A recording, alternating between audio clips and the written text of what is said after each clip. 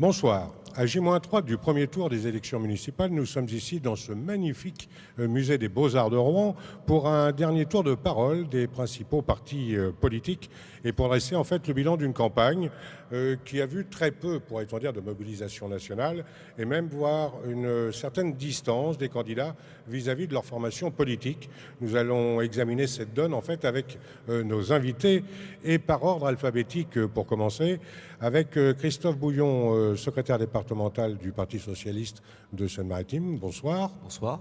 À vos côtés, Madame Isabelle Gilbert pour le Front National. Vous êtes membre du bureau départemental. Bonsoir. Bonsoir. À vos côtés, Nicolas Langlois, secrétaire de la section diepoise du PC et également membre de la direction départementale. Bonsoir. Bonsoir. Madame Catherine Morin-Desailly, sénatrice bien sûr, et présidente de l'UDI 76. Bonsoir. Bonsoir.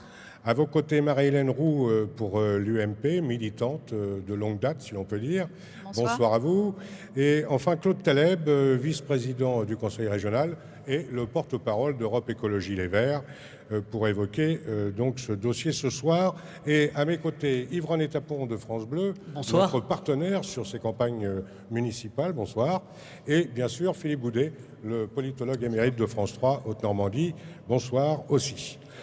Alors, on va commencer, on a fait un tirage au sort, donc c'est Isabelle Gilbert qui va commencer pour le Front National, et ce sera Madame Morin-Desailly qui clôturera donc ce débat dans une petite heure. Alors, pour commencer, on est parti sur la mobilisation en fait des troupes sur le terrain, mais pas une réelle mobilisation nationale au profit des militants de terrain. Est-ce que c'est vrai du côté du Front National? Du côté du Front National, non. Il y a une réelle mobilisation sur le terrain de tous les candidats, des personnes qui viennent nous voir, mais aussi une mobilisation du siège et du bureau national, parce que Marine Le Pen est venue en meeting à Elbeuf. Enfin, c'était une conférence de presse. Donc, pour nous, n'ayant pas de bilan négatif à défendre, ça ne nous pose pas problème. Christophe Bouillon.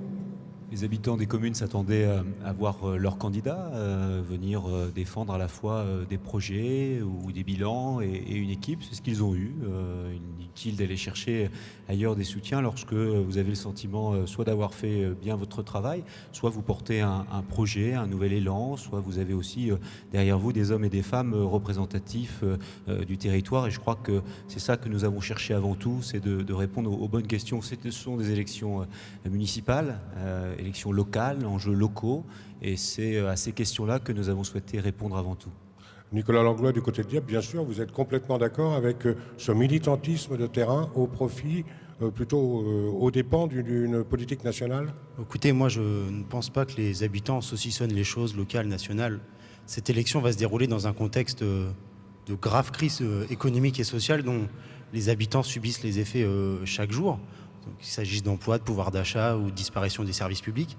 Et donc l'enjeu de cette élection municipale, c'est soit de laisser la place à ceux qui accompagnent la crise, à ceux qui laissent passer les trains de la désindustrialisation, de la disparition des services publics, ou au contraire de se doter d'équipes qui résistent, qui sont force de proposition, d'innovation, en termes d'emploi ou en termes de services publics communal.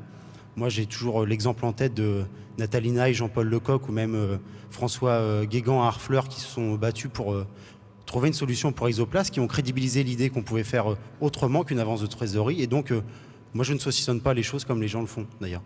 On continue ce tour d'horizon avec vous, Claude Taleb. Pas besoin de supports nationaux non plus. L'écologie, elle est locale. Elle est locale, elle est globale, c'est un slogan assez connu. Donc moi aussi, je pense que évidemment les deux paramètres entrent en ligne de compte. Bon, il reste quand même qu'on a bien vu là que ceux qui voulaient... Enfin, certains se sont trompés d'élection. L'élection municipale, c'est quand même d'abord l'élection de la vie quotidienne. C'est le moment où on choisit un maire, une équipe, un projet. Et c'est quand même ça qui importe, je crois, pour nos concitoyens. C'est en tout cas ce que nous, on a pu constater sur le terrain. Et donc, on est aujourd'hui au terme d'une campagne qui a été très dynamique du point de vue d'Europe Écologie. On a beaucoup plus de candidats qu'en 2008. J'espère évidemment qu'à l'arrivée, on aura davantage d'élus. Et on est assez en phase avec ce sentiment qui a consisté finalement à ajuster nos choix de contenu, nos choix de d'équipe finalement à la situation locale, au plus près du local. C'est comme ça qu'on a préparé cette élection et avec, vous savez, deux cas de figure majeurs, hein, des villes où les écologistes sont maintenant élus depuis parfois 4 mandats locaux, où on a pu voir, où ils ont pu marquer les villes dans lesquelles ils sont élus de leur empreinte écologique.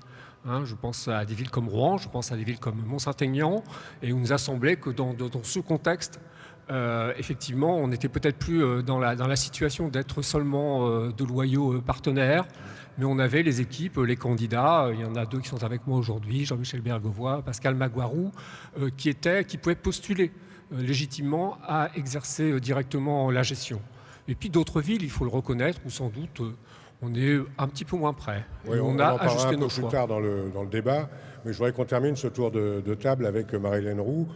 À l'UMP, on n'a pas fait appel trop non plus aux ténors nationaux. Non, tout à fait, On ne les a effectivement. pas cachés quand même. On n'a absolument pas voulu faire appel à nos ténors nationaux. On a vraiment basé notre campagne, en tout cas nous à Rouen avec Jean-François Bure, sur une campagne de proximité, où d'ailleurs on a d'entrée de jeu fait une grande enquête citoyenne distribuée à hauteur de 45 000 exemplaires pour justement connaître les vraies préoccupations des Rouennais. Et nous n'avons absolument eu la nécessité de prendre aucun soutien parisien. Catherine Morin-Desailly, du côté de l'UDI. Alors, Il y a eu un petit mouvement. j'ai quelques souvenirs d'une précédente campagne municipale, à savoir en 2008, où les candidats de gauche de cette ville, notamment, avaient fait venir très largement leurs édiles nationaux pour accompagner la campagne, donc de temps et de discours.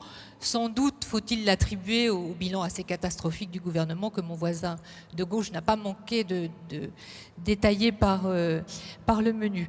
À l'UDI, nous avons fait le choix de recevoir quelques parlementaires nationaux qui ont un ancrage régional. Je citerai Chantal Joanneau de Vernon, Hervé Morin du département de l'Eure. Donc ce sont des élus très impliqués dans la région, mais au-delà de ça, bien entendu, nous avons fait une campagne de proximité, comme tout à chacun, ça a été rappelé, porte à porte, marché, réunions publiques, bien sûr la démocratie participative aussi sur Internet. Ce qui nous a semblé important, c'est d'être complètement sur le terrain, à l'écoute des attentes de nos concitoyens. Et Dieu sait si sur ce département et dans cette ville, notamment à Rouen, les attentes sont extrêmement nombreuses et les inquiétudes également. Donc voilà quel a été notre choix. Philippe. Oui, moi j'aurais tendance à dire, je comprends que vous soyez satisfait de cette campagne, parce que c'est vrai, et on peut le dire pour les téléspectateurs qui nous regardent, une campagne électorale, c'est beaucoup de travail, c'est beaucoup d'investissement. Et les gens qui sont autour de vous, d'ailleurs, sont là pour en témoigner. Ils sont sur le terrain et vous avez été sur le terrain. De ce côté-là, il n'y a pas de problème. Maintenant, ça n'a pas été toujours très simple. Si on prend, par exemple, l'UMP, il y a quand même pas mal d'endroits où l'UMP n'est absolument pas présente. Il y a 4 duels entre le Parti socialiste et le Front national qui représentent la seule opposition dans ces communes. Ce n'est pas obligatoirement évident là non plus. Il y a des dissensions au sein du Front de gauche entre le PC, le Parti de gauche, etc. Les exemples sont quand même légion. Et du côté d'Europe Écologie Les Verts, mais vous nous direz pourquoi tout à l'heure, Monsieur Taleb, vous n'avez présenté finalement en Seine-Maritime, pour prendre l'exemple de la Seine-Maritime, si je ne me trompe pas, que 3 listes. C'est un choix politique certain. Alors vous avez voulu vous compter, c'est le cas à Rouen, mais dans d'autres endroits, ça n'a pas toujours été évident. Alors, puisque c'est à vous, Madame Gilbert, de parler, puisque le tirage au sort vous a désigné, du côté du Front National, ça n'a pas non plus toujours été facile, avec ce fameux problème des listes, des malgré eux, passez-moi cette expression, des gens qui ont considéré qu'on les avait placés sur cette liste alors qu'en fait, ils n'étaient pas candidats. Alors déjà, sur ce plan-là, est-ce que le problème est résolu? Est-ce que tout va bien? Est-ce que vous avez mis les choses au point? Alors oui, ça sans aucun souci. On présente 20 listes sur la Seine-Maritime, 6 listes sur l'Eure. C'est la première fois que vous en présentez autant. C'est la première fois que nous en présentons autant. On aurait dû en présenter 21. Je pense que le dossier est dans les mains de la justice. Il y a eu pas seulement des pressions, mais des tromperies auprès des candidats. Je parle de Grand-Quevilly. Auprès de candidats qui s'étaient inscrits sur la liste et que des personnes sont allées voir en leur disant, voilà, il y a eu tricherie sur la liste. Est-ce que vous pouvez remplir votre nom, votre adresse, montrez-nous votre carte d'identité. Et voilà, comme ça, on va vérifier les signatures. Hein. Avec ce papier, ils sont allés à la préfecture en disant ces personnes veulent se retirer. Vous pensez vraiment que sur 33, 35 candidats, il y en a 20 qui n'ont pas compris que qu'on leur faisait signer un CIRFA, qui est un papier fourni par la préfecture, sur lequel il y a écrit présentation, candidature pour les élections municipales, sur lequel il y a écrit Front National. On l'avait correctement écrit, c'est écrit au milieu du papier, donc on ne peut pas le cacher. Ils ont subi des pressions. Comment ? Ils ont subi des pressions. Certains ont subi certains ont vraiment subi des pressions. Moi, je parle pour Elbeuf, où j'ai vraiment suivi le dossier, où j'ai fait mes propres signatures, où je suis allée voir les gens.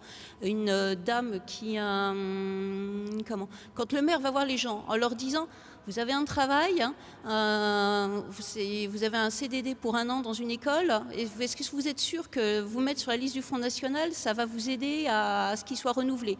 Moi, j'appelle ça des pressions. Il y a eu d'autres témoignages à Grand-Quevilly, à Lillebonne, à Harfleur, également dans ce sens, hein, de gens qui disaient qu'ils pensaient être trompés.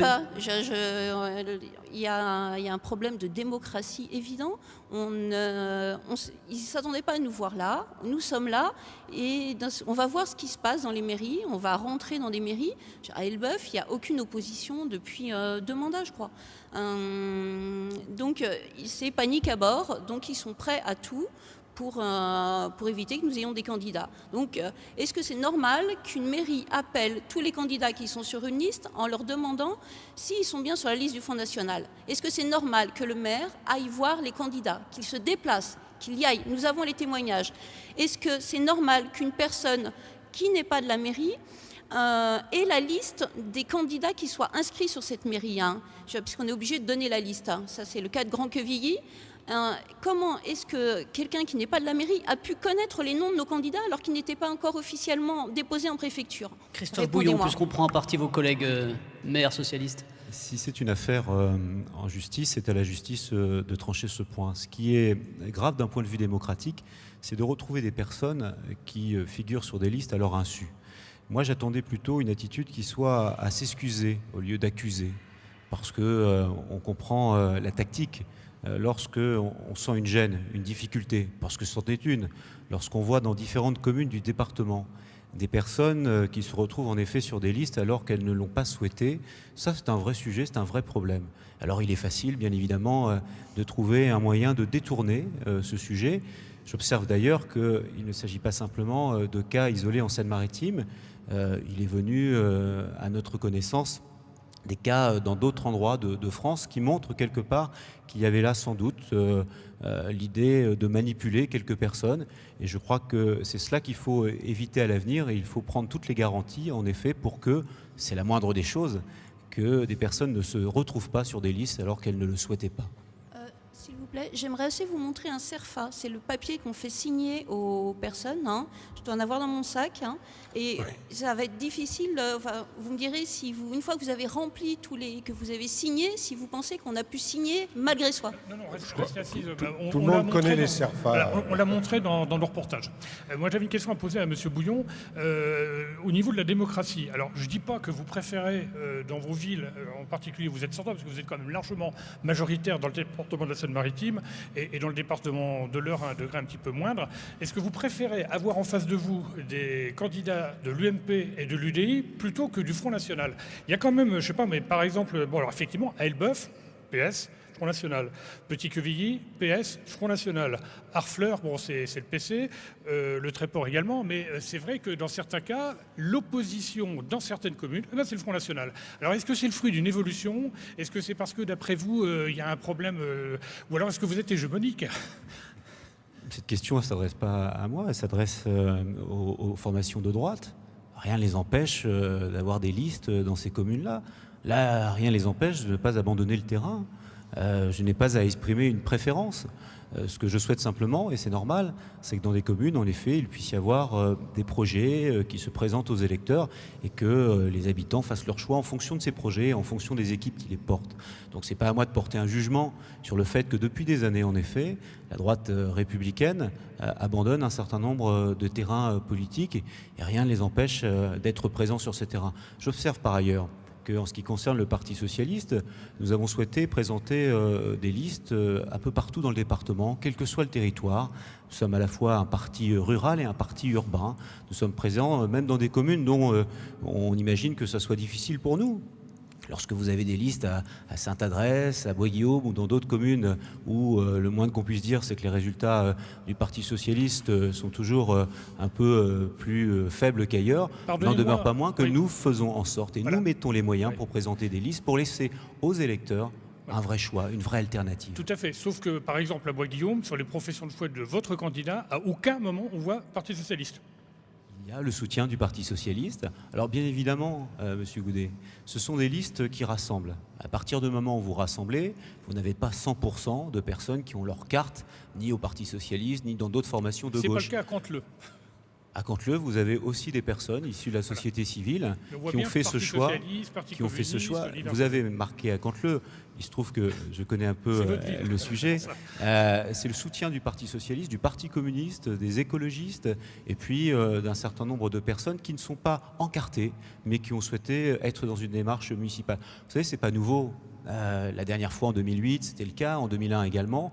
À partir du moment où vous souhaitez rassembler, eh bien, vous cherchez à intégrer sur votre liste des personnes qui n'ont pas forcément une carte d'un parti politique, mais qui peuvent apporter, de par leur parcours associatif ou tout simplement par les idées qu'ils veulent partager avec vous et contribuer à nourrir un projet. Alors vous avez, vous avez interrogé donc involontairement l'UMP. C'est vrai que l'UMP de premier chef n'a pas de liste partout. C'est dû à la nouvelle réglementation sur la formation des listes ou est-ce que ça n'arrive plus à mobiliser, comme le dit? Alors, il y a plusieurs choses à ça. Tout d'abord, c'est qu'il ne vous a pas échappé que les exemples qui sont cités sont dans la 4e circonscription, qu'il s'agisse de Grand-Quevilly, d'Elbeuf, donc une circonscription qui est quand même ancrée à gauche depuis des décennies, où il règne, comme l'a dit Madame, et je le confirme, une certaine pression de la gauche. Moi-même, j'en ai été victime. J'ai quand même eu un contrôle fiscal pour m'être présenté la première fois, alors qu'étant fonctionnaire, je n'ai rien à cacher.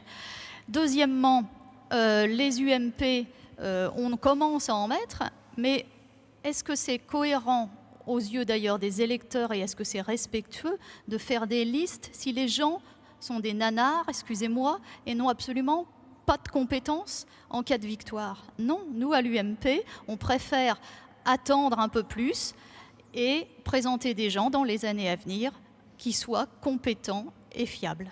Et que dites-vous à vos électeurs qui auraient le choix uniquement entre une liste communiste ou socialiste et Front National? Ou alors parfois personne en face. Nous avons ici le maire de Malonnet qui va se représenter tout seul avec sa liste. Il n'y a personne en face, ni du Front National d'ailleurs, ni de l'UMP, ni de l'UDI, ni des divers droites ou autres. Je ne dis pas que c'est grave pour la démocratie, mais enfin quand même ça pose des questions, vous ne croyez pas? Ça pose des questions, ça c'est indéniable, mais on n'a pas à donner une consigne de vote aux électeurs, ils sont libres de leur choix. Oui, mais il faut quand même constituer des listes, Catherine Morin-Desailly.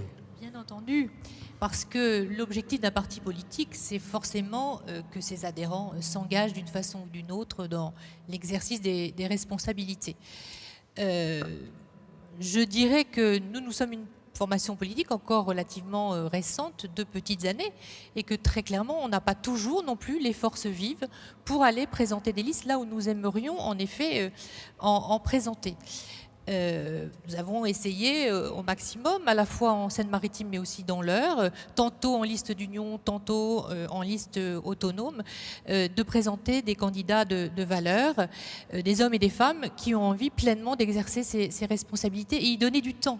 Parce que la politique, c'est beaucoup de temps et de dévouement. Il faut quand même, à la faveur de ce débat, le rappeler à ceux qui nous écoutent. Alors, bien entendu, il serait souhaitable pour l'exercice plein et entier de la démocratie, qui est le choix maximum offert aux électeurs. Pour autant, je crois que dans ces quelques villes que vous avez citées, c'est toujours très difficile. Ce sont des terres de mission aussi qui peuvent a priori décourager des bonnes volontés qui trouvent aussi des systèmes extrêmement cadenassés et parfois pas beaucoup de gratitude dans l'exercice de ces responsabilités. Alors nous allons dans les années à venir, bien entendu, continuer à former, c'est aussi former, accompagner ces futurs élus, mais parfois il faut un petit peu de temps. Alors, on peut être parfois étonné, en particulier à droite. C'est un peu le cas parfois à gauche, mais peut-être un peu plus chez vous, dans les circonstances actuelles, alors que vous êtes minoritaire.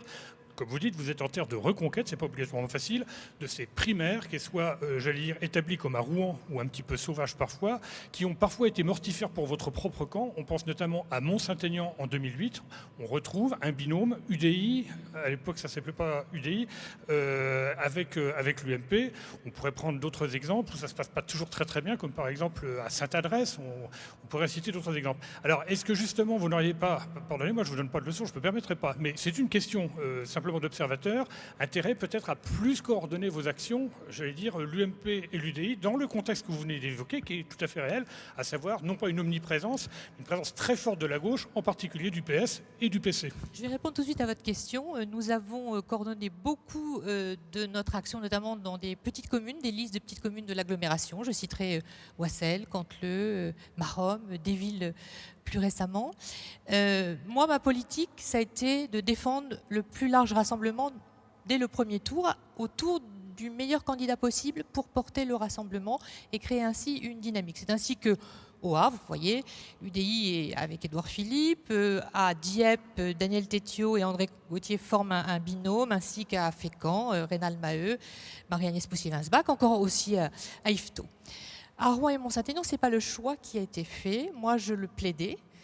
Mais les instances départementales de l'UMP ont estimé qu'il valait peut-être mieux, dans le cadre d'une autre stratégie, permettre le plus large rassemblement possible au premier tour et au deuxième tour.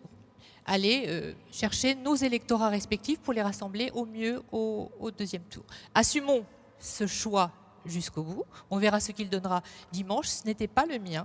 C'était celui du président départemental de l'UMP, je tiens à le dire. Mais voyons voir ce que cette stratégie va tout simplement donner. C'est une grande famille qui se retrouvera. Oui, non, mais de toute façon, un premier tour, c'est toujours fait pour compter ses voix. Enfin, ouvrons les yeux. À gauche, combien y a-t-il de listes? À Rouen, il y a 5 listes de gauche. Donc pourquoi faire un prisme sur l'UMP et l'UDI? Et je tiens à vous rappeler aussi qu'en 2008, nous étions unis. Il n'y avait pas de Front National. Rappelez-vous, nous n'étions même pas au second tour. Donc ça permet quand même de relativiser beaucoup les choses. On ne va pas faire un prisme sur l'UMP et l'UDI. Il y a aussi Europe Écologie Les Verts, où il y a un peu la stratégie aussi de se retrouver au deuxième tour quand même. Oui, mais en toute honnêteté, pour moi, c'est pas la question principale. De même que n'est pas le fait de participer à une espèce de concours ou de course à l'échalote, de savoir qui va présenter le plus de listes possible, faut-il ou pas présenter le plus de listes possible, n'est pas la question qu'on s'est posée. La question qu'on s'est posée, c'est comment on fait avancer l'écologie. Ça peut paraître basique, mais c'est important.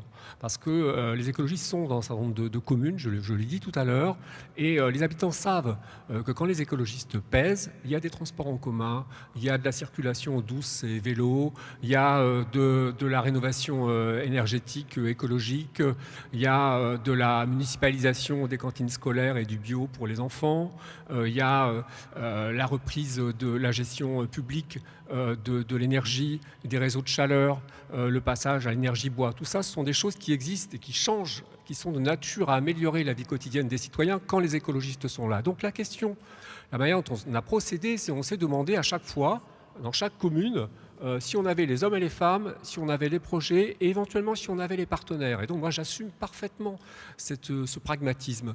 Je vous ai expliqué tout à l'heure que là on a de l'antériorité, de l'expérience. À Rouen, à Mont-Saint-Aignan, disons-le, on s'est dit qu'on n'avait pas vocation à être les poulies d'or de la gauche et qu'à un moment donné il n'y a pas de raison que les écologistes, avec leur capital de compétences et d'expérience, pouvaient jouer le premier rôle. Et puis, à côté, on assume tout à fait tranquillement le fait qu'au Havre avec Galap, à Évreux avec Champredon, à Dieppe avec Jumelles, à Fécamp, à Bernay, à Vernon, à Berne, dans toutes ces communes, nous sommes en union et on a fait à chaque fois le choix localement de la solution qui nous semblait la meilleure pour faire avancer l'écologie. C'est vraiment ça qui nous motive. À Dieppe, vous parliez de pragmatisme, mais à Dieppe, vous avez quand même un désaccord fondamental sur le nucléaire et vous soutenez Sébastien Jumel. Alors le pragmatisme jusqu'où?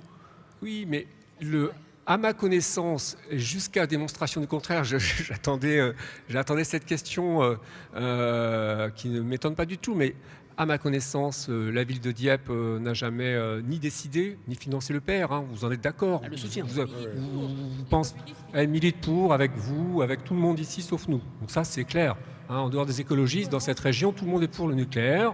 Donc de ce point de vue-là, on est rassuré. Hein, donc la question qui donc se posait, qui se pose à Dieppe comme ailleurs, hein, elle était de savoir tout simplement, est-ce qu'au motif que nous pensons qu'il est de plus en plus urgent, hein, si on a le temps d'en parler, de sortir du nucléaire, qu'il est de plus en plus efficace économiquement de sortir du nucléaire, au motif qu'on pense cela, est-ce qu'il faut s'interdire du fait que les écologistes participent à la vie de la commune et prennent des responsabilités dans la municipalité? Et ça s'est posé à Dieppe, et ça a été un dilemme, et ça, je vous rassure. Hein, d'ailleurs, l'autre liste qui se réclame de la gauche, à ma connaissance, est aussi très engagée en faveur du nucléaire. Donc là, c'était certainement pas un élément de discrimination de choix entre les deux listes. Nicolas Langlois, puisqu'on parlait de Dieppe, plus généralement, vous parliez d'enjeux locaux, municipaliser le débat. Et en même temps, on voit bien que le Parti communiste, dans beaucoup de villes où il part seul au premier tour, il part seul parce qu'il veut aussi dénoncer la politique du gouvernement. Oui, d'abord, peut-être rebondir sur ce que disaient nos collègues de droite tout à l'heure. Elle semble vouloir faire croire aux téléspectateurs qu'elle découvre la politique et que la droite et le centre n'ont jamais géré aucune ville dans le département. Mais on a vu ce que ça donnait à Rouen, on a vu ce que ça donnait à Dieppe où le tissu associatif a été abandonné, détricoté. On a vu ce que ça donnait sur la vie culturelle, sur les questions d'emploi. Et puis on voit aujourd'hui ce que ça donne au Havre, une école fermée par an. Et donc les téléspectateurs ne seront pas dupes. Il n'y a rien de nouveau du côté du centre et du côté de la droite. Sur les enjeux, moi je constate que les communistes dans le département, ils sont partout et dans chaque ville où il y a des candidats, et les villes sont nombreuses, acteurs des rassemblements les plus larges, pas pour leur propre étiquette. Moi je trouve que depuis le début, chacun et chacune parle beaucoup de leur parti, alors que les municipales, c'est avant tout la vie des gens qui est concernée. Et donc les communistes cherchent à être utiles à la vie des gens, à l'amélioration des conditions de vie, à l'amélioration du cadre de vie, à la défense du service public, comme je disais tout à l'heure, et puis à faire de la priorité l'emploi. Je parlais du Havre.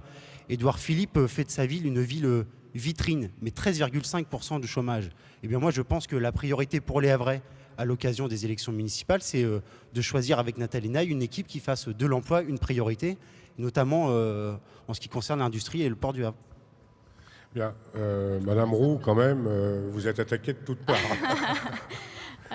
Je voudrais simplement rajouter qu'effectivement, monsieur a certainement pas dû voir le sondage qui concerne Rouen sur l'Express et la gouvernance de la majorité socialo-communiste verte sur 33e, sur 34e dans quasiment toutes les thématiques, hormis la culture. Donc voilà, c'est QFD.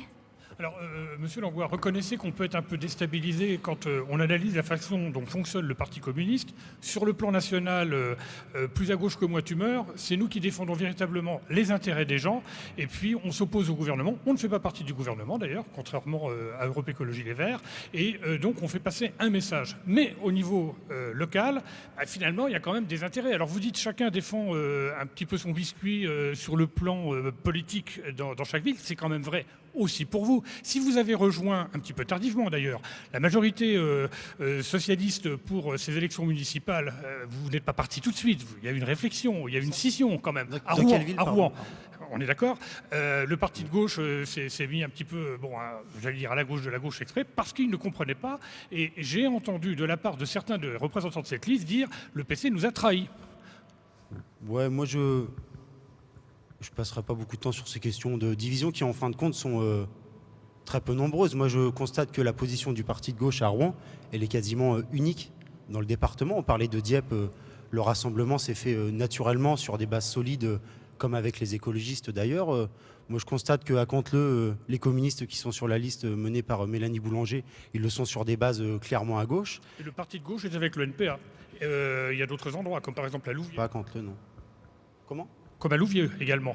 C'est ce que je veux dire par là. Vous parlez de Canteleu, vous avez raison. Ouais. C'est vrai que le PC est avec la majorité socialiste, mais le parti de gauche a créé une liste qui est menée par M. C'est un angle d'attaque de la droite et du centre de chercher les divisions à gauche et d'enfoncer un coin partout. C'est possible, mais moi je constate, à travers les dynamiques qui sont enclenchées au niveau départemental, que les sondages, les deux derniers sondages, dont on a pris connaissance ces derniers jours. Sondage France 3 et France Bleu. Sondage France 3 et France Bleu. Sur Dieppe, qui met Sébastien Jumel et la liste de très large rassemblement qu'il conduit à près de 44%. Sur Rouen, où la liste conduite par Yvon Robert est à 38%, et Jean-François Bure, ou le candidat de l'UDI, très loin derrière.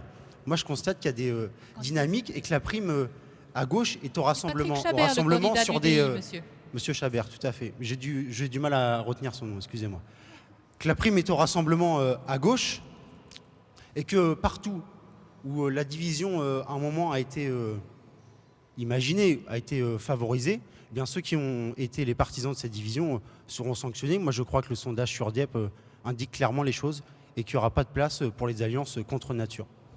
Est-ce qu'on pourrait quand même sortir de ces débats finalement qui sont stériles et les lecteurs s'en fichent complètement et au contraire, qu'est-ce que ça a comme conséquence? C'est que ça démobilise l'ensemble de l'électorat, que de voir cette classe politique se déchirer alors qu'on a des vraies propositions concrètes en termes de programme envers nos électeurs. Attendez, Vous avez entièrement raison, Marie-Hélène Roux, Voilà, parce que... en même temps, l'exemple vient d'en haut, parce que la décrédibilisation du politique en général, quelque part, ça vient aussi des états-majors, des affaires, des problèmes qu'on vit en ce moment. Je suis d'accord, Vous c'est pouvez pour pas- ça vous pouvez- qu'on fait une Et d'ailleurs, politique ça de se répercute proximité. dans les sondages. Proximité. Oui, Voilà. je crois, si je puis me permettre d'intervenir, la décrédibilisation du politique. Moi qui suis sénateur et qui vois quotidiennement des maires, les maires de ce département, dans toutes ces petites communes rurales, où beaucoup d'élus d'ailleurs n'appartiennent à aucune formation politique et qui se dévouent corps et âme, jour après jour, à la défense notamment d'un milieu qui se sent très menacé par les politiques actuelles, je crois que ça mérite aussi d'être mis en avant, s'il vous plaît, parce que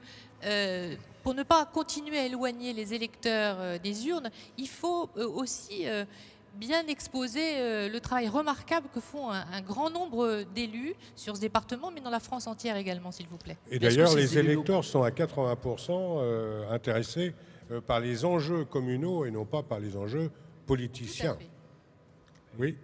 Madame Morin-Desailly voit des maires, moi je vois des gens, je vois des habitants. Et c'est ce qu'ils souhaitent en effet à travers ces élections municipales, c'est qu'on puisse répondre à des questions de la vie quotidienne, à des questions de la proximité, à des questions qui concernent leur cadre de vie, qui concernent aussi l'éducation de leurs enfants, l'attractivité économique. Ils veulent du sérieux aussi dans la conduite d'une municipalité. Ce sont toutes ces questions-là qu'on entend aux quatre coins du département et qui sont des questions assez importantes malgré tout. Parce que c'est vrai que ce n'est pas parce que ce sont des questions au quotidien qui les intéressent devant chez eux, au coin de leur rue, que ce sont des questions accessoires. Au contraire, ce sont des questions essentielles. Un point sur le fait qu'il y ait dans certaines communes une seule liste. Il y a plus de 70 communes, dans des communes de plus de 1000 habitants, où il n'y a qu'une seule liste. Cela ne traduit pas le fait que ce soit impossible qu'il y en ait d'autres. Cela traduit aussi peut-être le fait que dans ces communes-là, il y a un travail qui est fait, et un travail qui est reconnu et qui dépasse même parfois les clivages politiques. Parce que c'est une réalité, c'est que les résultats des élections municipales ne sont jamais le décalque de résultats électoraux nationaux. Vous ne craignez pas votre sanction? La preuve tout simplement que élections municipales, enjeux locaux, c'est que souvent, il n'est pas rare de voir en effet des candidats, c'est vrai dans des rassemblements de gauche, qui dépassent largement les résultats habituels de leur formation politique. Cela veut dire quoi? Cela veut dire tout simplement qu'ils ont su, à travers leur projet, à travers leur équipe de rassemblement, eh bien, répondre à ce que les habitants de ces communes souhaitent. Un dernier mot sur les sondages. D'abord, Madame Roux, l'Express, c'est pas un sondage. C'est pas un sondage, l'Express. C'est un jugement par un jury dont on peut regarder la composition et ce qu'il peut faire avouez qu'il n'est pas bon c'est pour pas un Rouen. sondage.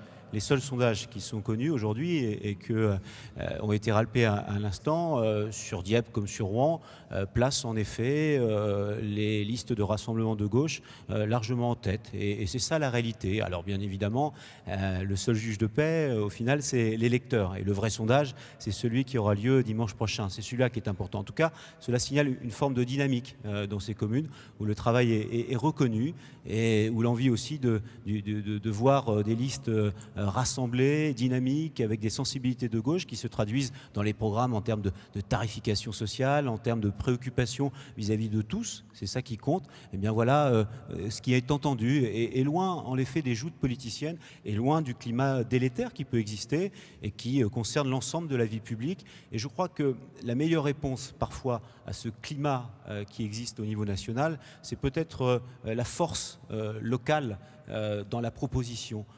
Éviter en effet des vaines polémiques ou essayer aussi d'éviter parfois les propos qui dépassent les pensées de certains et qui n'ont aucune place dans le débat public. Moi, je souhaite vraiment à ce que jusqu'au bout, c'est-à-dire jusqu'au deuxième tour, eh bien, on réponde avant tout à la question qui compte, c'est-à-dire comment gérer une ville, avec qui et pourquoi faire. Peut-être aussi une manière, Christophe Bouillon, d'éviter un vote sanction contre le gouvernement. Vous ne le craignez pas, ça, chez une partie des électeurs? Moi, je ne l'entends pas. Franchement, lorsque vous êtes présent, il y a des inquiétudes parfois qui existent. Elles sont légitimes. Il peut y avoir quelques frustrations, des envies qu'on aille plus vite. Quoi qu'il en soit, encore une fois, ce qui interpelle les personnes au quotidien, c'est de savoir justement comment on va gérer ce quotidien auquel ils sont attachés. Et c'est ça qui compte avant tout. Vous savez, ça fait depuis des années et des années, en effet, que on voit au niveau national eh bien, la difficulté dans laquelle nous nous situons. Et les Français savent aussi que dans le local, il y a parfois un bon niveau de réponse par rapport à des défis qui sont devant nous. On parlait tout à l'heure du défi écologique. On s'aperçoit de quoi ? On s'aperçoit que ce sont aussi dans les collectivités locales qu'il y a des bonnes réponses qui sont amenées. À Canteleu comme ailleurs, il y a eu, ça a été dit tout à l'heure, des chaufferies bois. C'est un moyen de contribuer à l'effort qui est nécessaire en termes de changement climatique. Il y a aussi des tarifications sociales qui permettent aux personnes les plus en difficulté d'être accompagnées dans cette difficulté. Bref, je crois que l'échelon local montre toute sa pertinence et sa capacité parfois aussi à répondre à des défis nationaux. Moi, je voudrais entendre Isabelle Gilbert. Est-ce que le Front National a des propositions locales ? Des propositions locales et concrètes, mais il ne faut pas oublier non plus que la façon de vivre des gens, ce qu'ils ressentent, ça vient des politiques nationales. Un maire a des prérogatives, mais il n'a pas tant de pouvoir que ça. Alors on peut... Quand même un peu. Comment ? Quand même un peu. Quand même encore un peu, mais de moins en moins. On les lui retire petit à petit. Donc un maire, des propositions concrètes sur la sécurité, par exemple le fait d'armer ou non une police municipale, d'augmenter le nombre de la police de façon à ce qu'ils puissent faire des rondes et assurer un minimum de sécurité à la population. Ça, ce sont des propositions concrètes. Réduire le train de vie des élus municipaux, de temps en temps dans certaines mairies, ce sont aussi des propositions très concrètes. J'avoue, vous ne les entendez pas, les gens, mais moi je les entends, je les vois, et ils me le disent. On meurt, ils n'en peuvent plus d'avoir de l'assistanat de certaines populations, alors que d'autres populations qui travaillent, qui n'ont droit à rien, ont les minima sociaux qui sont donnés toujours aux mêmes personnes. C'est souvent des personnes qui sont en souffrance économique et sociale. C'est des gens qui n'y arrivent pas, qui n'ont pas de travail. Heureusement qu'il existe des structures sociales pour les aider, ces personnes-là, non, vous ne croyez pas ? Heureusement qu'il existe des structures sociales, mais il y a un moment, il faut peut-être arrêter de les laisser rentrer en France. C'est quoi la limite pour vous ? Qui n'a pas droit, d'après vous, à ces aides sociales ? Et quelle est la limite à partir de laquelle on ne doit plus aider les gens ? Il n'y a pas de limite, on ne laisse pas mourir quelqu'un de faim dans la rue, ça c'est sûr et certain. En revanche, on ferme nos frontières pour empêcher que toute la misère du monde vienne jusque chez nous, parce qu'il y a un moment, à force d'aider tout le monde, on n'aide plus personne, et on n'aide plus les gens qui sont là depuis toujours, on n'aide plus les gens qui cotisent, les enfants des personnes qui ont cotisé. Lorsque les logements sociaux sont donnés en fonction du nombre d'enfants, on sait que les populations migrantes qui arrivent ont énormément d'enfants. Les Français qui se retrouvent avec 2 ou 3 enfants n'ont plus droit aux logements sociaux. On leur dit, bah non, là il y a quelqu'un qui doit passer avant vous. Elle ment quand même. Ah non, je ne mens pas. On écoute vos propositions, on les attend toujours dans la vidéoproduction. Je viens d'en donner quelques-unes. Et de la police. vous postulez aux élections, vous êtes candidate aux élections municipales, madame. On attend Oui, vos je propositions. suis candidate aux élections municipales d'Elbeuf, une ville où il y a particulièrement de l'insécurité, où les trafics de drogue se font au vu et au su de tout le monde, où on ne rentre pas, où les policiers municipaux vous disent moi je ne rentre pas parce que j'ai un tonfa et une petite bombe lacrymogène et qu'en face de 15 types déchaînés qui parfois nous tirent dessus à la Kalachnikov, je n'avance pas. Et ne dites pas que j'invente. Lisez Paris-Normandie tout simplement. Lisez les faits divers de temps en temps, vous verrez ce qui se passe. Hein. Dépassons cette question-là. Marie-Hélène Roux, qu'est-ce qui distingue fondamentalement et en substance la gestion d'une ville par la droite ou par la gauche? Est-ce qu'il y a de vraies différences? Bien évidemment. Lesquelles? Tout d'abord, le matraquage fiscal. Là, actuellement, les Rouennais ont la double peine. Le national et la gestion socialiste où la pression fiscale est importante. Donc nous, effectivement, on a pris l'engagement de 0% d'augmentation des taux de l'impôt et ça, on y tient. Après, notre cheval de bataille, c'est l'emploi. Même si effectivement ça n'est pas une compétence stricto sensu d'un maire, mais il faut avoir une politique volontariste en la matière et Jean-François Bure aura cette politique volontariste. Et puis enfin, effectivement, l'aspect social, nous, on n'a aucun dogme, mais on veut aider davantage, mais aider mieux et ne pas effectivement avoir une politique purement d'assistanat. Aujourd'hui, ce qui arrive en tête dans les sondages pour les intérêts locaux, c'est l'évolution des impôts locaux. Est-ce que là-dessus, il y a vraiment un axe, au niveau de la municipalité, vraiment un axe d'action? Pour compléter la question de Stéphane, c'est vrai que si vous regardez bien les programmes de la plupart des candidats de droite et de gauche, quelle que soit la ville, quelle que soit l'importance de la commune, 9 fois sur 10, c'est « nous n'augmenterons pas les impôts locaux ». Et on ne doute pas un seul instant, que les gens soient sincères. En revanche, si vous regardez par exemple l'augmentation des derniers impôts locaux, c'est la part départementale qui a beaucoup augmenté et qui fait qu'il y a des répercussions. Donc la question corollaire de celle de Stéphane, c'est effectivement quel peut être le niveau d'intervention en ce qui concerne tout ce qui est important sur le plan local pour pouvoir éviter cette pression fiscale. Est-ce que ce ne sont pas les communes finalement qui sont condamnées à baisser la pression fiscale parce que du côté du département, finalement, on ne fait pas de cadeaux aux communes et à ses habitants? Alors, moi, je voulais rebondir sur le débat fiscal pour vous dire que les attentes des habitants de ce département, c'est justement qu'on prenne en considération la situation particulière du matraquage fiscal qui émane, on l'a vu, comment la pression a augmenté de par la politique gouvernementale ces 2 dernières années, mais de par la politique du département. Vous avez eu raison de le souligner. De la ville d'Oran, où je suis également candidate derrière Patrick Chabert, aussi. Les gens n'en peuvent plus. Leur pouvoir d'achat baisse, le chômage ne cesse que d'augmenter. Les entreprises se voient toujours plus contraintes également par des charges, donc les gens n'en peuvent plus. Donc il faut que la réponse apportée à travers les municipales soit une réponse complémentaire de celle apportée par les autres collectivités. Et là, je voudrais attirer votre attention, c'est que pour ces élections municipales, je pense notamment à toute l'agglomération rouennaise, pour la première fois, nous allons désigner nos conseillers communautaires, ceux qui vont siéger à l'agglomération de Rouen, qui est amenée à devenir métropole. Moi, je défends l'idée avec Patrick Chabert, que ça soit bien clair. Il ne faut pas que la métropole, ça soit synonyme de toujours plus de fiscalité ou d'une fiscalité nouvelle. Il faudra que cette métropole, elle soit correctement gérée et nous y veillerons. 44 vice-présidents pour un peu plus de 70 communes, est-ce que c'est raisonnable? Il faudra vraiment mettre bon ordre à toutes ces dépenses administratives qui aujourd'hui deviennent insupportables.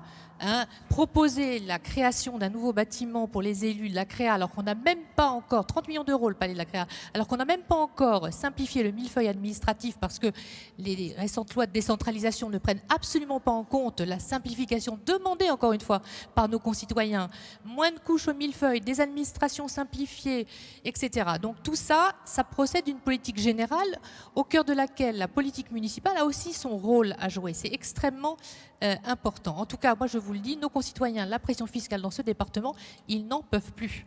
Moi je trouve ça extraordinaire que la droite nous vous donne des leçons sur le matraquage fiscal. Enfin, vous avez toutes deux appartenu à une majorité de droite qui a supprimé la demi-part pour les veufs et les veuves. Vous avez toutes deux appartenu à la majorité qui a gelé le barème de l'impôt sur le revenu et on a vu près d'1,5 million nouvelles personnes imposées en 2013-2014. Donc moi je crois que personne dans le département n'a de leçons à recevoir de la part de la droite sur la question fiscale. Le problème, c'est que ces choses-là n'ont pas été remises en cause et que la grande réforme fiscale que les Français attendent, et notamment parce que la fiscalité locale est injuste, que vous habitiez un pavillon d'une même taille, que vous ayez 1 000 € de revenus ou 4 000 € de revenus, vous payez le même foncier. Ça, c'est profondément injuste et c'est à ça qu'il faut s'attaquer, mais ça, ce n'est pas du ressort du maire, effectivement. Qui n'est pas du ressort du maire, mais dont il faut parler, c'est quand même aussi la défiscalisation des heures supplémentaires. À qui elles bénéficiaient, ces heures supplémentaires? Aux classes moyennes, qui voulaient gagner plus en travaillant plus. Ça bénéficie aux étudiants aussi, aux étudiants pauvres, parce qu'il y en a des étudiants pauvres à Rouen, je peux vous le certifier. Donc venez pas nous donner des leçons, s'il vous plaît, monsieur. Et où ferez-vous des économies, Marie-Hélène Roux, pour éviter ce que vous appelez un matraquage fiscal, si vous êtes aux responsabilités demain? Alors, il y a plein Est-ce que vous aurez des marges vraiment de vraies marges de manœuvre? Alors, il y a quand même quelques marges de manœuvre en rationalisant les choses. Efficience, chez nous, c'est pas un gros mot. C'est efficacité avec forcément moins de dépenses publiques. C'est aussi renégocier les charges de centralité auprès de la métropole. Est-il cohérent qu'une ville comme Rouen ne rebénéficie pas d'un financement en adéquation avec justement les charges de centralité qu'elle a? Tout le monde emprunte la voirie à Rouen, qu'on soit rouennais ou non rouennais. Tout le monde va, un certain nombre de personnes va au conservatoire de région. On a quand même des grands établissements comme ça sur lesquels on a des charges qui ne sont pas reversées en proportion de ce qu'on est en droit d'attendre. Monsieur Taleb. Mes voisines parlent en expertes, là, quand même, s'agissant de la gestion efficiente des finances publiques. Je pense que si on veut un jour sortir du théâtre d'ombre qu'on évoquait un petit peu tout à l'heure sur des débats politiques un peu trop généralistes, il faudra quand même confronter les discours aux actes. Vous avez géré Rouen, hein, et s'il y a bien quelque chose qu'on peut mettre à l'actif, et le Havre, mais en tout cas à Rouen, qu'on peut mettre à l'actif de la majorité de gauche et écologiste, hein, c'est quand même d'avoir sorti la ville de la situation extrêmement périlleuse dans laquelle elle avait été mise du fait des emprunts toxiques pris par l'ancien maire, M. Albertini, qui, je l'ai appris là, visiblement a de nouvelles ambitions politiques. Donc quand même un petit peu de décence s'agissant du discours sur les impôts, sur la maîtrise de la dépense publique. Alors quand je vous dis ça, je peux vous dire en même temps que nous n'avons pas de problème avec la maîtrise de la dépense publique, les écologistes, parce que vous le savez, on est pour la sobriété. On est pour la sobriété énergétique, l'efficacité énergétique. Et là, il y a un gisement très important d'économie de fonctionnement, mais de surcroît, par l'efficacité énergétique, il y a aussi du bon investissement qui est nécessaire. C'est pour ça qu'on n'est pas non plus des idéologues de la zéro dépense publique. Il y a de la bonne dépense publique à faire, la bonne dépense publique à le faire. Il faut la faire dans l'investissement, et dans l'investissement, par exemple, dans la transition énergétique. Nous, on est des partisans de la sobriété et de la créativité, si je puis dire. Donc, je pense même que c'est comme ça qu'on peut sortir d'une espèce de débat qui se réduit à sa plus simple expression, où finalement on parle de dépenses publiques en disant puisqu'il faut baisser la dépense publique, il faut baisser les charges, il faut baisser les charges pour baisser la dépense publique. Et pendant ce temps-là, effectivement, on prend le risque de mettre nos concitoyens en difficulté, et pendant ce temps-là, on se prive des moyens, des emplois qui sont liés justement à l'investissement dans la transition écologique et dans la transition énergétique. Donc nous, on est porteurs de la gestion sérieuse, on n'est pas seulement porteurs dans les discours, on l'a mise en œuvre avec nos partenaires d'un certain nombre de villes dans cette région, mais on pense qu'à l'avenir, il faut faire beaucoup plus dans ce sens-là, et en cessant de se gargariser de mots, excusez-moi mesdames, parce que c'est quand même ce que vous nous faites avec votre discours général et générique sur les impôts qui, à n'en pas douter, sera repris de manière encore plus démagogique par le Front National, mais qui n'est pas crédible, qui ne résiste pas à l'examen des faits. Le développement économique, c'est la compétence bien à la fois du gouvernement et de la région. Vous y siégez, Absolument. Vous participez à ce gouvernement. Et on agit pour la transition énergétique. Relevons et on investit pour la transition énergétique. Parlons de l'emploi. Parlons du taux de chômage l'emploi. qu'évoquait le candidat communiste tout à l'heure. En Haute-Normandie, on a pour spécificité d'avoir les taux les plus élevés en France, notamment chez les jeunes, en matière de chômage. Donc je crois qu'il faut aussi un petit peu de sobriété. Vous allez ruiner la ville de Rouen, Madame Morin-Desailly. Hein, d'accord. Alors pourquoi, puisque vous vantez tant et si bien le bilan d'Yvon Robert, pourquoi ne repartez-vous pas avec lui à ces élections à ce moment-là, si vraiment vous êtes en phase complètement Marie-Hélène Roux. sur pas de problème. ce sujet? Laissez Marie-Hélène Roux Je répondre. je répondrai à Madame Morin-Desailly plus tard, ça m'intéresse beaucoup. Donc juste un mot pour répondre à Monsieur Thalem sur la gestion Pierre Albertini. Il vous a pas échappé qu'il n'était pas UMP, que c'est la première fois justement qu'on présente un candidat compétent, gestionnaire, manager. Donc il faudra lui faire confiance, premièrement. Deuxièmement, sur les emprunts toxiques. Les emprunts toxiques, d'abord, objectivement, il y a quand même beaucoup de villes qui ont fait appel à ces emprunts toxiques parce que justement, on n'en avait pas forcément toujours l'information, donc il faut quand même relativiser. Secondo, il y a aussi des villes qui ont fait le choix de porter cela en justice, où ça leur a coûté 0 copec. À Rouen, on n'a pas fait ce choix. Sur ce, c'est 5 millions d'euros qu'on a confisqués aux Rouennais. Ah, alors J'aurais aimé rebondir sur la transition énergétique proposée par les Verts. Quand on nous parle d'éoliennes qui ont un coût mais absolument monstrueux, la seule. C'est faux. Ah non, c'est pas faux. Regardez les rapports. Le nucléaire, vous savez combien ça coûte? Je sais que c'est efficace, que ça chauffe non. l'ensemble de la population, contrairement aux Ça éoliennes. coûte très cher en facture d'électricité. Chauffage électrique, vous savez, vous parlez souvent des pauvres. Vous savez que les pauvres, souvent, on leur a pas laissé le choix, on leur a imposé le chauffage électrique. Et vous savez combien ça leur coûte en charge à la fin du mois? Donc, un peu de concret, madame. Sauf quand l'habitation est très bien isolée. C'est vrai. Et d'ailleurs, la région à laquelle général, vous ça va appartenez ensemble. C'est un trait d'humour. donne de l'argent pour pouvoir y participer. Est-ce qu'on peut parler... Non, la région n'aide pas à Oui. participer au changement au chauffage électrique. Non, Non, à l'isolation. D'accord. À l'isolation. Oui, est-ce qu'on peut dire un mot on a évoqué tout à l'heure, Stéphane, les 63 communes de Seine-Maritime, dont 2 de plus de 3500 habitants, 37 dans l'heure où il n'y a qu'une liste. On a failli, alors on n'y est pas arrivé, à 3 semaines de la clôture des inscriptions, il y avait encore des communes où il n'y avait personne, et je sais que ça a parfois été un petit peu difficile. On a même connu des maires qui ne voulaient pas repartir, qui ont décidé de le faire. Et on rejoint un peu ce que disait Mme Morin-Desailly. C'est vrai que ce n'est pas toujours évident, notamment dans les petites communes, de voir ce qu'il y a. Bon, on a tenté, alors certains diront du côté des plateaux nord que ça n'a pas été évident, des plateaux nord de Rouen, de faire une fusion entre Biorel et Bois-Guillaume. On sait comment ça s'est terminé, c'est une défusion, on repart à zéro. Et il y a eu en d'autres temps des communes qui ont réussi à s'associer. C'est le cas par exemple de Val-de-Sanne, c'est le cas de Bléville du côté du Havre et de Neuville-les-Dieppe à Dieppe. Bon. Simplement la question est la suivante. Est-ce qu'à votre avis, c'est bien d'imaginer un jour de regrouper des communes on ne parle pas des communautés de communes et d'agglomérations, on parle encore moins de métropoles pour être plus fort et pour pouvoir être plus performant parce que ça devient difficile de gérer autrement. Qu'est-ce qu'il veut répondre? Allez-y.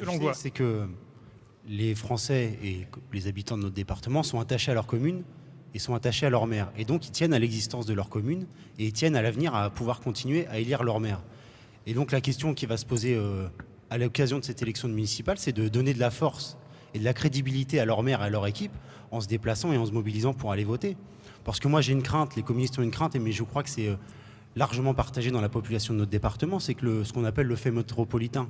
La métropolisation, ces gros mastodontes technocratiques qui visent simplement à décliner les politiques européennes dans nos régions pour mettre les territoires en concurrence. Cette métropolisation, à terme, risque de faire disparaître les communes, alors que les habitants sont attachés à leur commune, parce que le maire, c'est celui qui croise tous les jours, c'est celui qui croise à l'école, sur le marché, comme l'équipe municipale d'ailleurs. Oui, mais Nicolas Langlois, aujourd'hui, être maire dans une commune de 300 habitants, c'est un sacerdoce si on a un travail à côté. Moi, je crois que ce n'est pas un problème d'avoir des maires dans des communes de 300 habitants, mais au contraire qu'il faille les aider.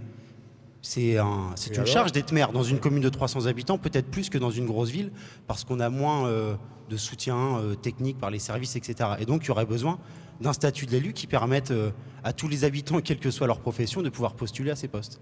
Mais moi, je crois que dans une commune de 300 habitants, il faut conserver son maire. Mais au-delà de la commune, est-ce qu'il n'y a pas une couche administrative aujourd'hui en trop? Les gens s'y perdent, commune, agglomération, département, région. Catherine Morin-Desailly. Oui. J'ai parlé tout à l'heure du millefeuille administratif, qu'il était plus qu'urgent de simplifier. C'est une attente de tous nos concitoyens. Ils l'ont exprimé maintes et maintes fois dans de nombreuses enquêtes, tout simplement pour l'efficacité de l'action publique et la bonne gestion à l'euro près de l'argent public. Nous sommes dans une période de déficit public important, et on sait bien qu'il faut rationaliser la dépense. Alors moi, je suis d'une famille politique, les centristes, où on a toujours plaidé pour la simplification territoriale. Depuis le programme présidentiel de 2007, on plaidait pour d'abord l'élargissement des régions, dont notre région Normandie, pour également les rapprochements département-région. Il est très clair dans notre département et notre région, avec la métropole qui se constitue, il y a une vraie question sur la taille de la région. Ou alors il y a une vraie question aussi sur la façon dont le département va redéployer ses missions. Pour revenir aux communes, je pense que l'intercommunalité est amenée, il faut le dire, à se renforcer. Peut-être les communes sont amenées également à fusionner. D'ailleurs, c'est Marie-Lise Lebranchu qui le dit elle-même dans le JDD du 16 mars. On va travailler aux fusions de communes. Elle le dit. Ça veut bien dire que, en effet, sur la base du volontariat, il faut permettre à ceux qui peuvent vivre une intercommunalité assumer, où on garde sa responsabilité en tant que maire. Madame Bien Morin-Desailly, entendu, il faut simplifier. Dans 15 jours.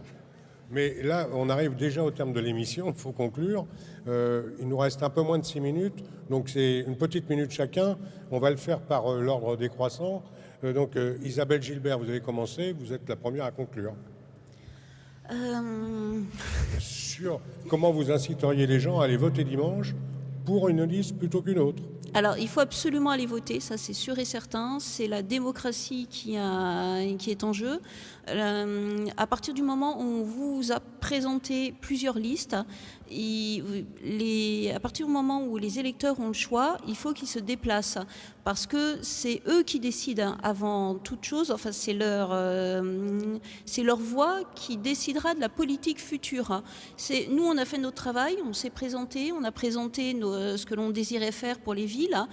Les gens connaissent globalement notre programme. Donc, s'il vous plaît, maintenant, allez-y, n'hésitez pas et votez. Bouillon. Oui, moi j'appelle également, bien évidemment, les habitants à se déplacer massivement parce que dimanche prochain, ils auront à décider de leur vie au quotidien et à faire confiance à des maires ou des candidats socialistes qui ont fait leurs preuves et qui portent des projets qui vraiment visent l'attractivité, la proximité, la solidarité et le sérieux budgétaire. Contrairement à ce que nous a dit la droite tout à l'heure, les socialistes, dans leur globalité, localement, ont rarement augmenté la fiscalité locale, voire pas du tout pour certains d'entre eux. Nicolas Langlois, avant qu'il réponde, de la droite. Dès le premier tour, dimanche, dans 3 jours, si je ne me trompe pas, les électeurs auront l'occasion de se donner de la force, parce que c'est de ça qu'il s'agit quand on parle d'élections municipales, de se doter d'élus qui porteront leur voix, qui défendront les dossiers de leur commune, qui défendront des nouvelles solidarités, notamment pour les classes moyennes qui souvent estiment qu'elles n'ont droit à rien. Elles auront l'occasion de donner de la force à leur maire et à leur bilan. Je pense à Dieppe, Sébastien Jumel, à Saint-Étienne-du-Rouvray, à Grand-Couronne, au Tréport ou encore à Harfleur. Et puis elles auront l'occasion de tourner la page, comme il faut le faire à Bolbec, comme il faut le faire au Havre, pour se donner d'équipes de rassemblement qui ne mettront pas en place l'austérité, mais qui au contraire mettront en place des politiques solidaires. Bien, merci. Claude Taleb. Oui, évidemment, moi j'invite comme tout le monde les électeurs à voter. Dimanche, ils ont l'opportunité de faire avancer l'écologie de façon très importante, je pense, de faire de Rouen et de Mont-Saint-Aignan des villes pilotes en matière d'écologie. À Rouen, les derniers sondages finalement nous a montré qu'il n'y avait pas péril en la demeure, que la droite était un peu out.